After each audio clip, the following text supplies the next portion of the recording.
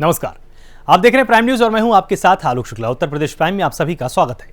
प्रधानमंत्री नरेंद्र मोदी ने आज सिद्धार्थनगर और वाराणसी का दौरा किया और इस दौरान पीएम मोदी ने सिद्धार्थनगर में माधव प्रसाद त्रिपाठी मेडिकल कॉलेज सहित 2329 करोड़ से नवनिर्मित प्रदेश के 9 मेडिकल कॉलेजों का उद्घाटन किया। इसमें एटा, हरदोई, प्रतापगढ़, देवरिया, गाजीपुर, मिर्जापुर, फतेहपुर और जौनपुर के मेडिकल कॉलेज शामिल हैं। इसके बाद पीएम मोदी ने आर्ट गैलरी का भी निरीक्षण किया।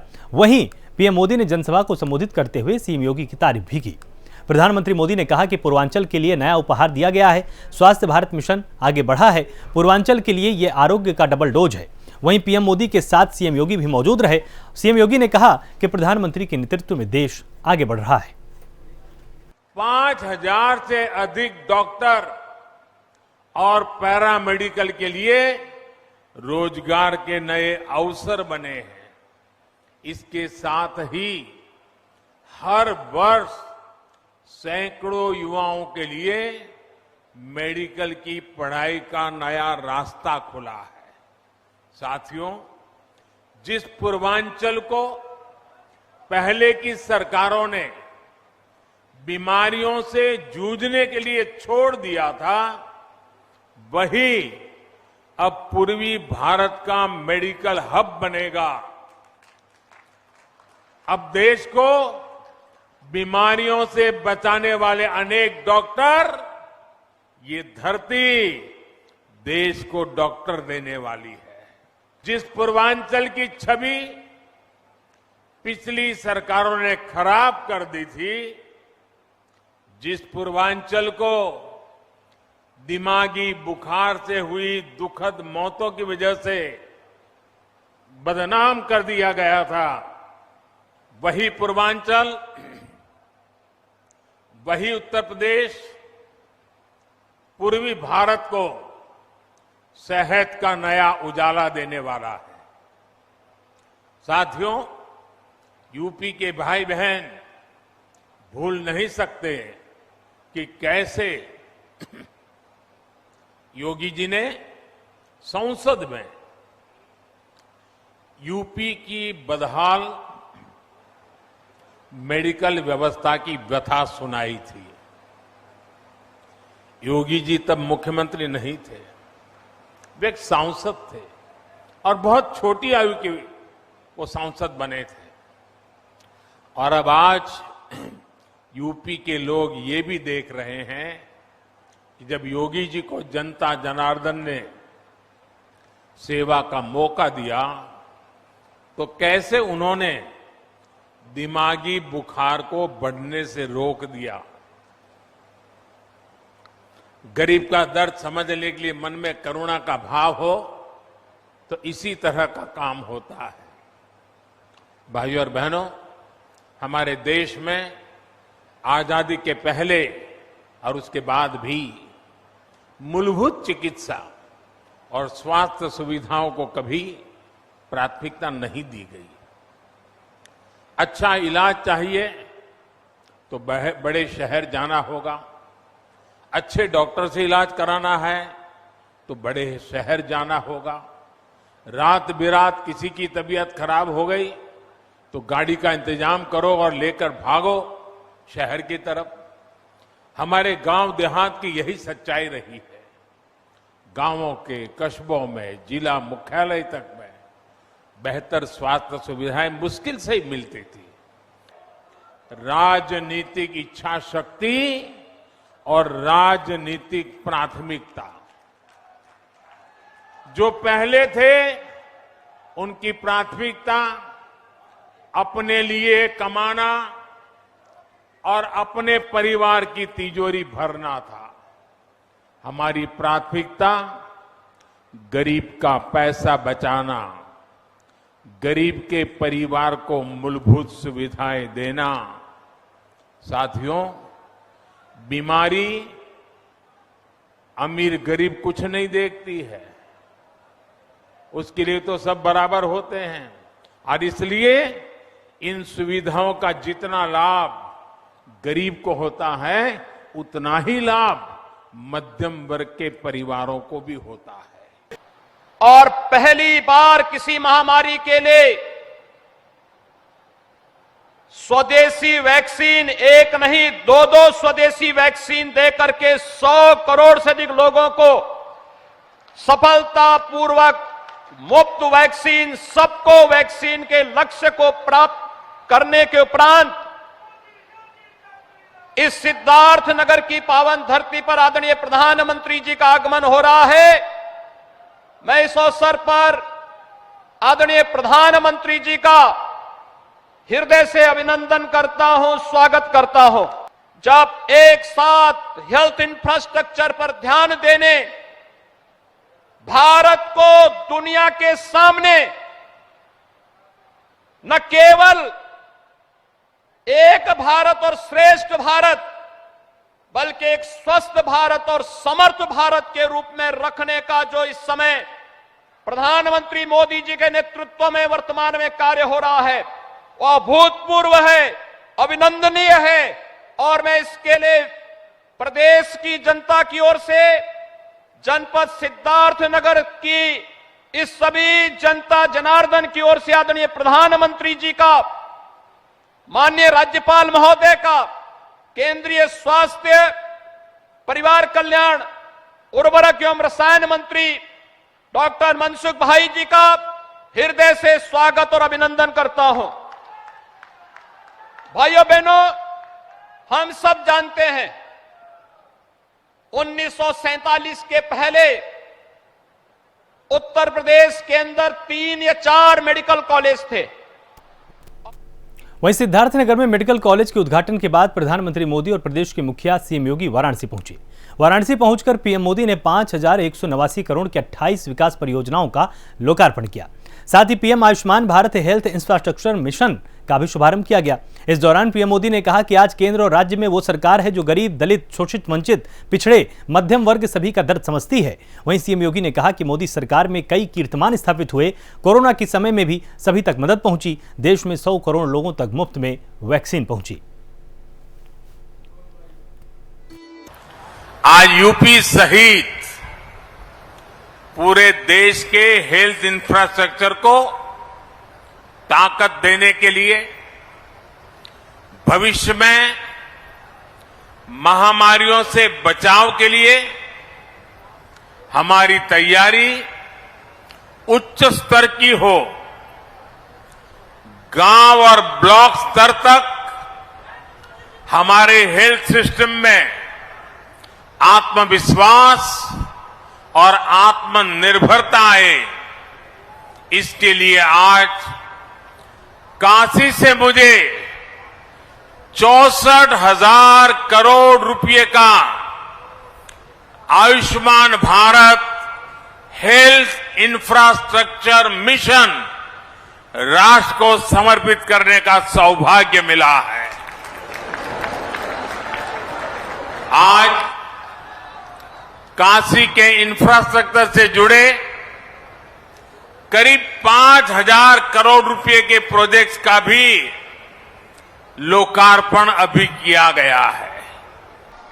प्रधानमंत्री Ayushman Bharat health infrastructure mission का जिस कार्यक्रम का भी कुछ देर पूर्व आदरणीय प्रधानमंत्री जी ने शुभारंभ किया है, यह नए भारत के नए हेल्थ इंफ्रास्ट्रक्चर के साथ भारत को खड़ा करने का एक अभियान, और उस अभियान के साथ हम सबको जुड़ने का सौभाग्य प्राप्त हो रहा है।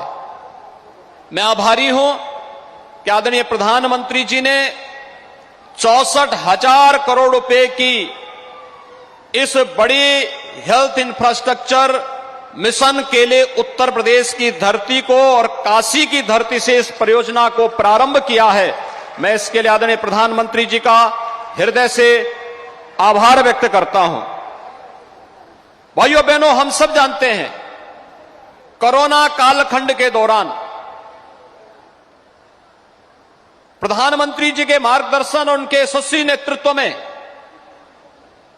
जब कोरोना का पहला मामला उत्तर प्रदेश में आया था, तब उत्तर प्रदेश में 36 जनपद ऐसे थे जहां पर एक भी आईसीयू बेड्स नहीं थे। उत्तर प्रदेश में तब कोविड जांच की कोई सुविधा नहीं थी। उस समय आदरणीय प्रधानमंत्री जी के मार्गदर्शन और उनके नेतृत्व में पीएम केयर से जो सहायता उत्तर प्रदेश सरकार को प्राप्त हुई, उसके कारण उत्तर प्रदेश ने न केवल सभी 75 जनपदों में आईसीयू बेड्स की स्थापना करने में सफलता प्राप्त की। आज यूपी सहित वहीं 9 मेडिकल कॉलेजों के लोकार्पण को लेकर सपा मुखिया अखिलेश यादव ने बीजेपी सरकार पर तंज कसा है। अखिलेश यादव ने कहा कि जब जनता को इलाज की जरूरत थी तब बीजेपी ने लोगों को अनाथ छोड़ दिया। वहीं आगे अखिलेश यादव ने कहा कि सपा सरकार में बन रहे मेडिकल कॉलेजों का बजट रोका गया।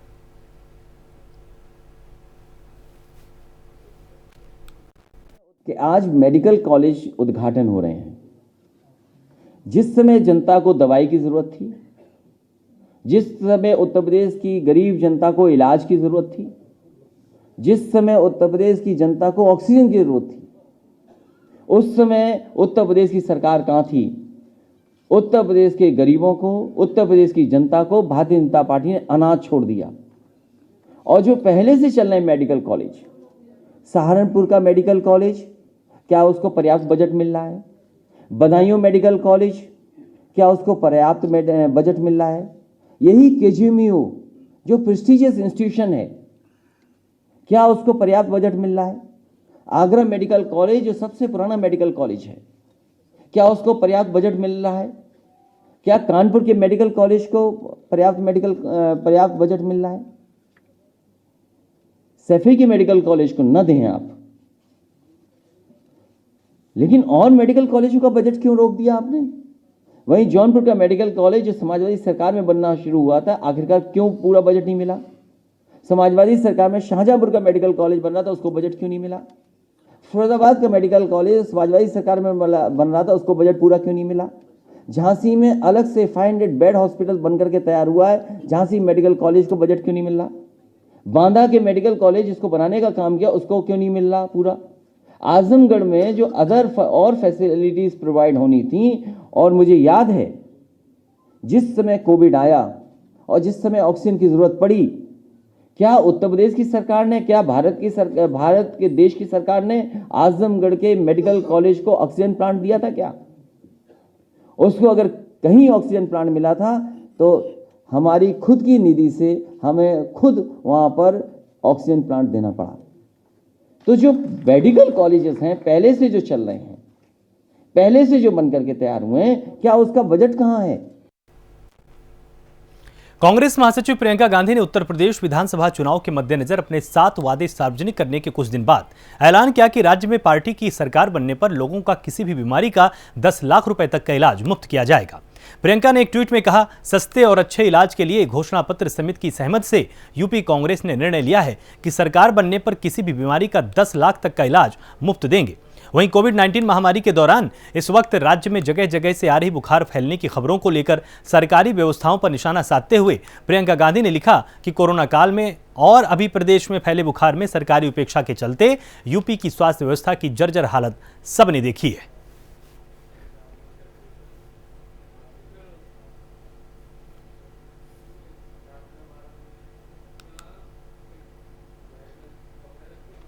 कोरोना संक्रमण को रोकने के लिए पूरे विश्व को वैक्सीनेट किया जा रहा है और इस कड़ी में भारत अपने लोगों को वैक्सीनेट कर रहा है।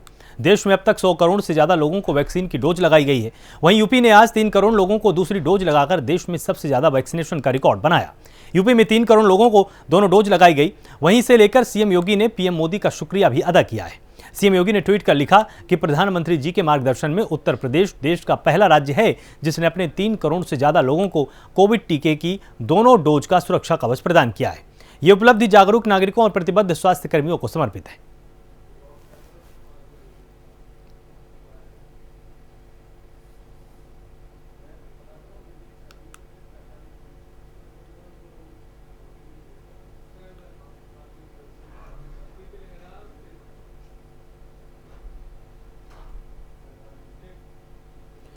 उत्तर प्रदेश में चुनावी बिगुल बज चुका है। सभी पार्टियां बढ़ चढ़कर तैयारी में जुटी हुई और इसी कड़ी में आज मुंबई से परिवर्तन यात्रा लेकर अबू आजमी अयोध्या पहुंचे, जहां अबू आजमी ने बीजेपी पर जमकर निशाना साधा है।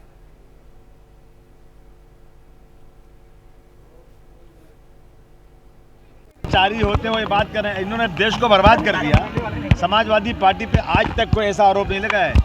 2012 से 17 तक जितना काम किया, आज की जनता इनको हटा करके वो काम याद कर रही है। अब ये घबराए हुए हैं, इस तरह की बातें कर रहे हैं।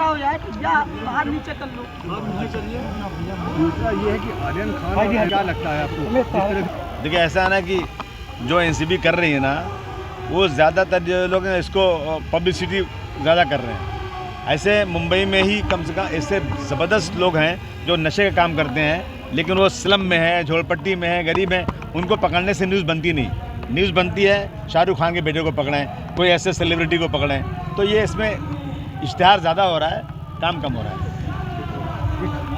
लेकिन साइकिल चलेगी, ये 2022 में साइकिल ही आएगी, और इसलिए आएगी कि समाजवादी पार्टी की साइकिल ने 2012-17 तक जो डेवलपमेंट किया ना, वो एग्जाम्पल है, मिसाल है लोगों के लिए। साइकिल और झाड़ू कोई गठबंधन होगा? नहीं, गठबंधन तो किसी से नहीं हो रहा है। अंदर छोटे छोटे लोगों का गठबंधन हो रहा है। मुझे लगता है अखिलेश जी को जो सही लगेगा करेंगे वो, लेकिन मुझे नहीं लगता कि बड़ी किसी पार्टी से गठबंधन होगा। और हमारे पास इतना वोट बैंक है, मुझे लगता नहीं किसी बैसाखी की ज़रूरत है। एक आपने सौंपी गई है। मैं इसलिए आया हूँ कि दुनिया में बुराई जो है ना, इसलिए नहीं कि बुरे लोग ज़्यादा हैं, अच्छे लोग ज़्यादा हैं, लेकिन वो चुप हैं। उनको आया हूँ जगाने के लिए कि जागो। और वो सरकार जो गांधी जी के कातिलों को क्रांतिकारी कहती है, वो लोग जो इस देश में भाई भाई को लड़ा रहे हैं और गंगा जमुनी तहजीब को ख़त्म कर देना चाहते हैं, जिन्होंने गंगा जमुना में लाशें भाई और कुत्ते खाए, उनको उतार फेंको। इसलिए आया हूँ मैं अपनी मर्जी से। कोरोना महामारी की वजह से काल के गाल में समाने वाले लोगों के परिजनों के लिए सूबे की योगी सरकार ने बड़ा ऐलान किया है। कोविड-19 से जिन लोगों की मौतें हुई हैं, उनके परिजनों को यूपी सरकार 50-50 हजार रुपए की आर्थिक मदद देने वाली है। तो योगी सरकार ने इसके संबंध में बड़ा ऐलान कर दिया और कोविड-19 के दौरान हुई मौतों पर मदद का ऐलान किया गया है।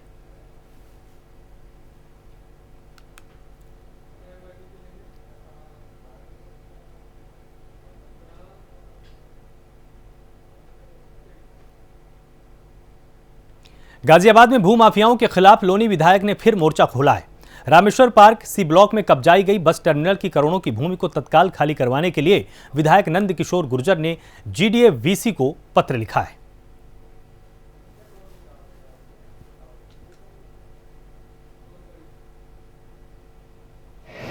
उत्तर प्रदेश में यशस्वी मुख्यमंत्री माननीय योगी आदित्यनाथ जी की सरकार बनने के बाद सरकारी और गैर सरकारी ज़मीन पर जो भूमाफियाओं ने कब्जा किया, उस पर अभियान चलाया है।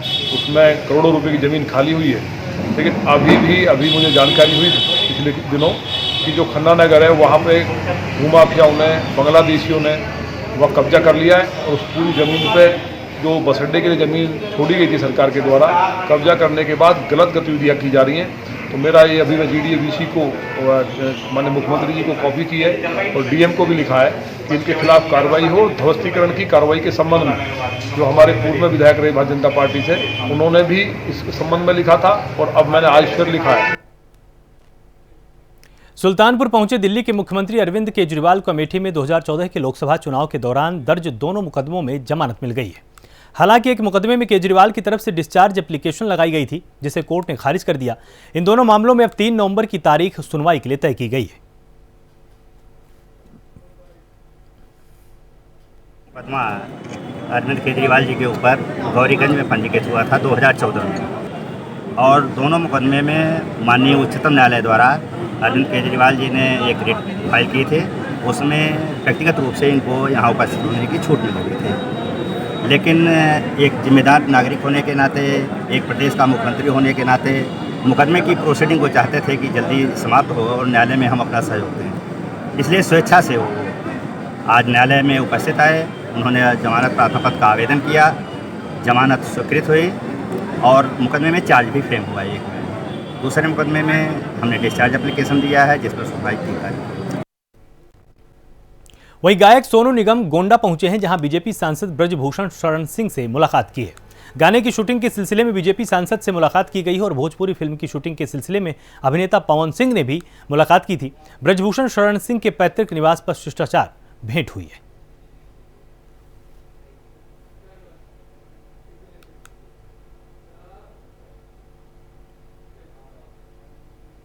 खबर राजधानी लखनऊ से है, जहां पंखे से लटकता हुआ एक युवक का शव मिला है और वहीं परिजनों ने हत्या का आरोप लगा दिया है। पुलिस ने शव को कब्जे में लेकर पोस्टमार्टम के लिए भेजा है। शुरुआती पड़ताल में पुलिस भी मान रही है इसको सुसाइड और पूरा मामला बख्शी का तालाब थाना क्षेत्र के कुंज विहार कॉलोनी का है।